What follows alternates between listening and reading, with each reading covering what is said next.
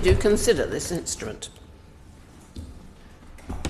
My Lords, I'm flattered to consider that I'm considered such a threat on my own to the passage of government legislation that I have to be faced by not only a minister but two whips at the same time as well, in addition to a team of very helpful civil servants at the back.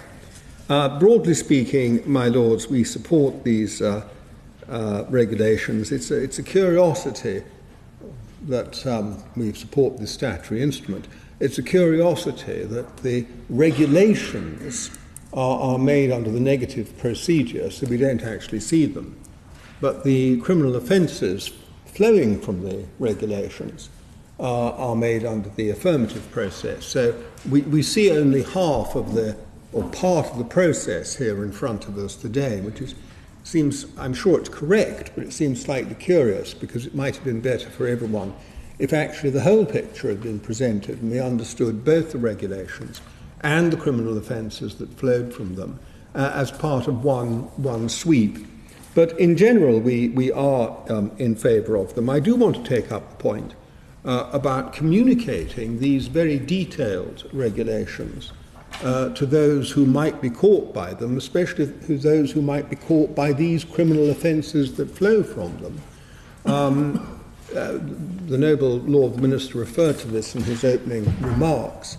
It's the case, surely, that drones and unmanned flying things are becoming ever more popular and more widespread, as in the leisure sector, but also, I would hope, in the commercial sector, because they have potential for adding great efficiency in the world of logistics, and so benefiting us all and helping the economy to run more smoothly and more prosperously.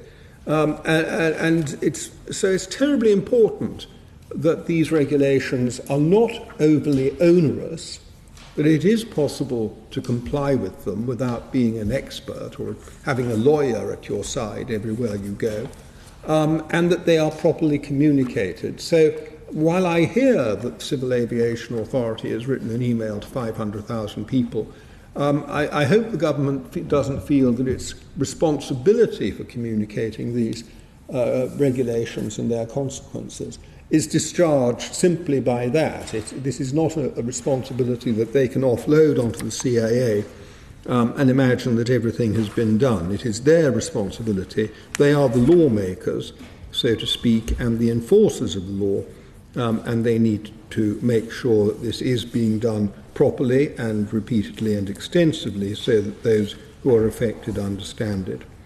The only other point I think I'd want to make is that this, of course, is an amendment to EU assimilated legislation.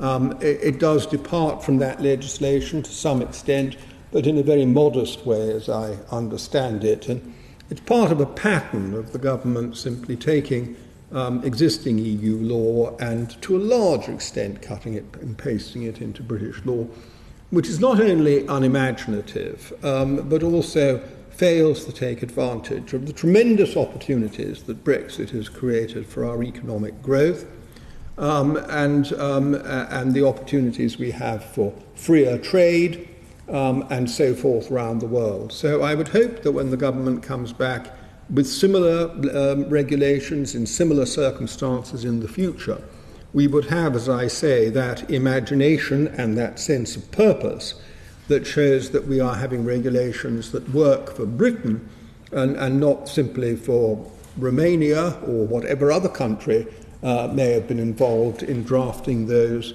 from which these are essentially derived.